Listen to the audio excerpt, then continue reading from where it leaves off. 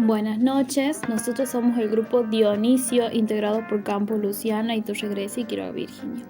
En este video vamos a hablar sobre la lírica.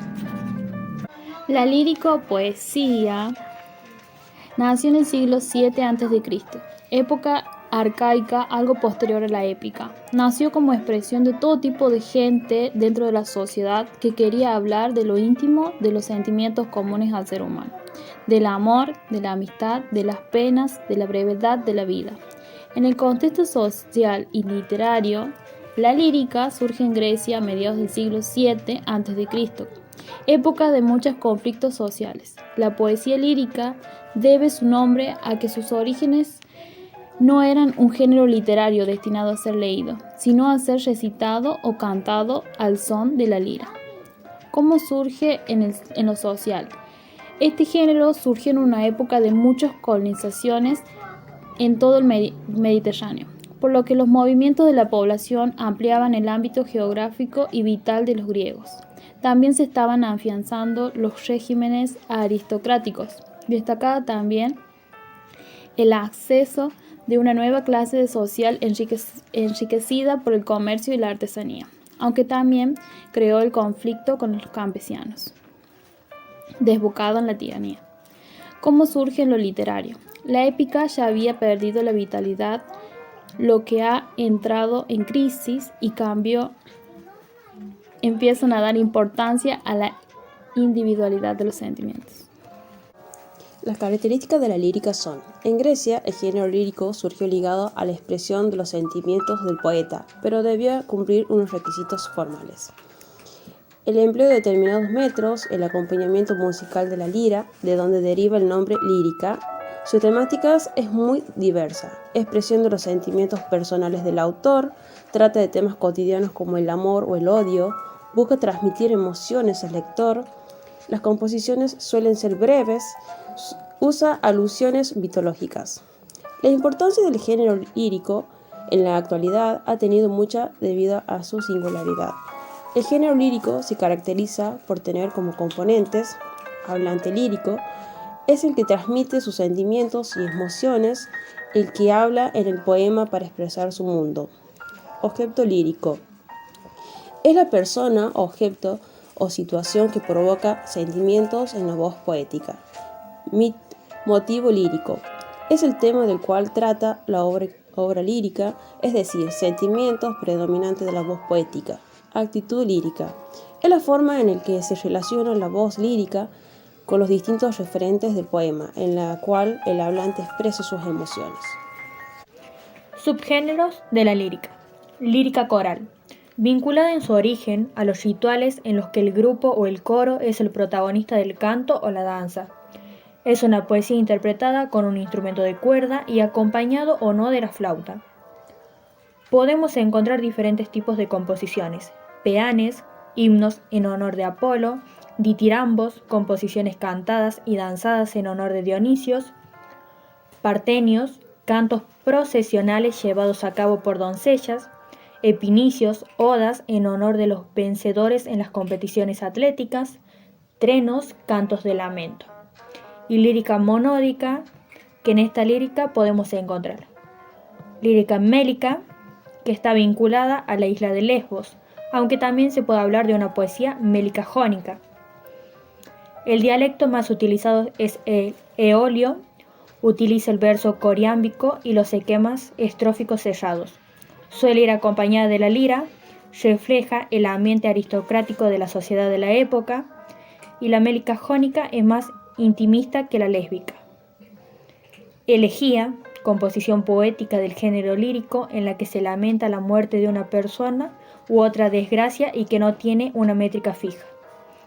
La actitud elegíaca consiste en lamentar cualquier cosa que se pierde: la ilusión, la vida, el tiempo, un ser querido, un sentimiento, etc. Yambo, de origen incierto, algunos autores lo derivan de los cultos a Dionisio y Deméter, y es apto para la inventiva personal. Su principal curtor es Arquíloco, a través de quien se da el tránsito del yambo popular al literario. Sus principales poetas, el uno que podemos nombrar es Safo, del siglo VII a.C. Fue una poetisa que dedicó su poesía al amor, expresado siempre con sencillez, ternura y pasión. Dirigió un círculo de jóvenes muchachas a las que iniciaban la música, la poesía y el culto a Afrodita. Como preparación al matrimonio, cuando se casaban, les dedicaba odas nupciales, poesías o canciones de boda. Sin embargo, también dedicó a sus alumnas poemas más personales e intimistas.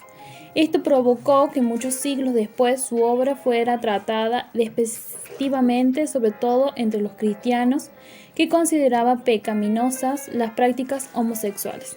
Safo dio origen al término lesbianismo por su origen en la isla de Lesbos. Destacó sobre todo en sus amadas a ti.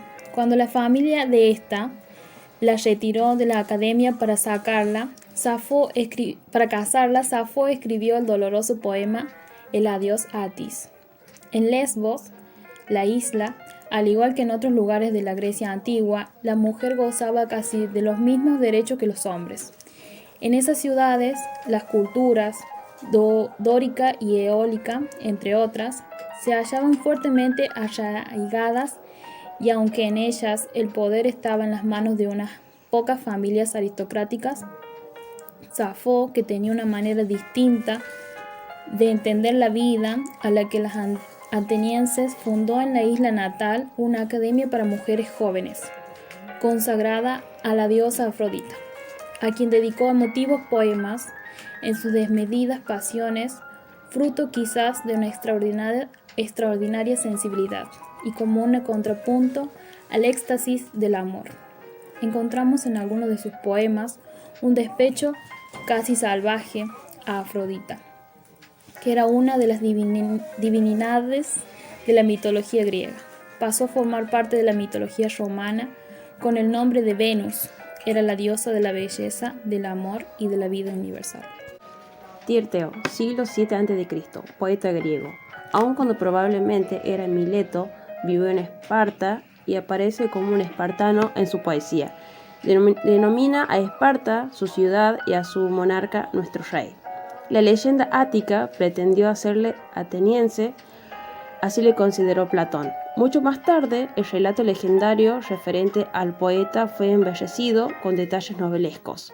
Los espartanos, desacuerdo e incapaces de vencer a la Meneci, pidieron aconsejados por el oráculo de Delfos, un general, a los atenienses, quienes con ironía les enviaron un maestro de la escuela cojo llamado Tirteo.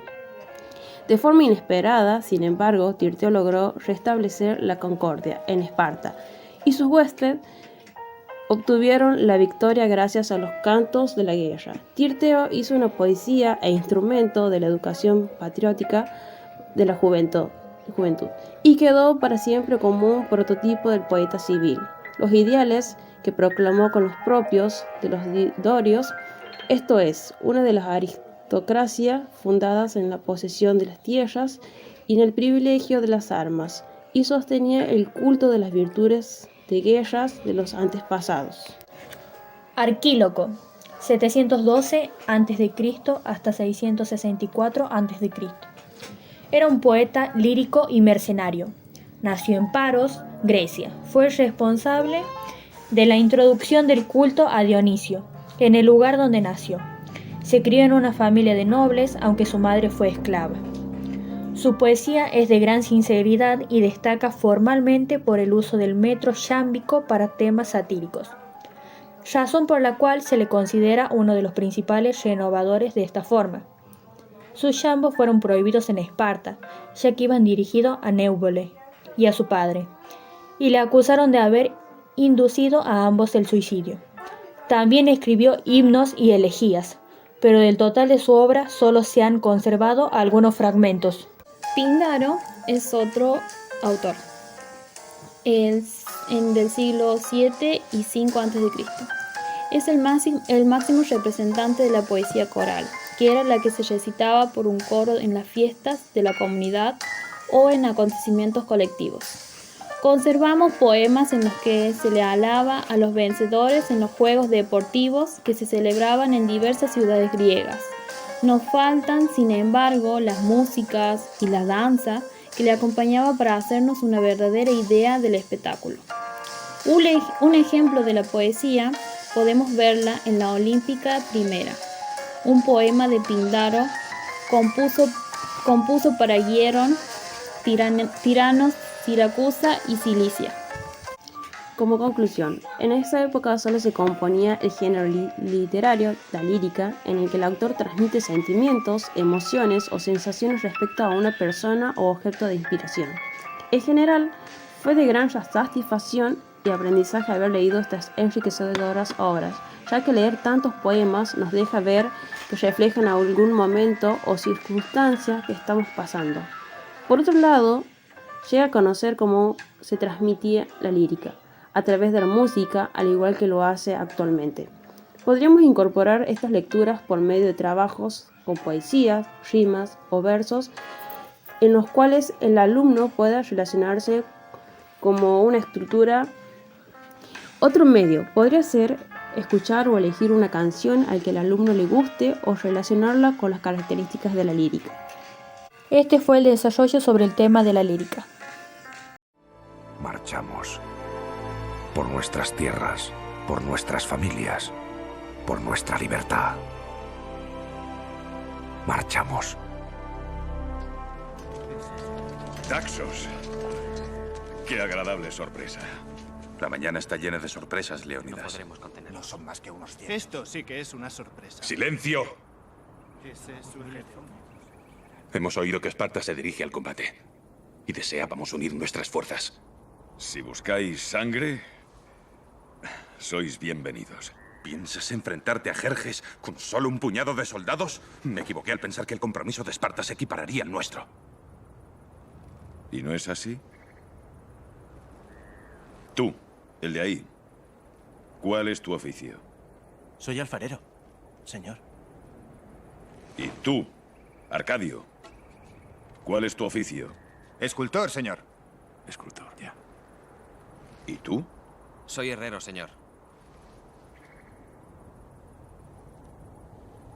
¡Espartanos! ¿Cuál es vuestro oficio?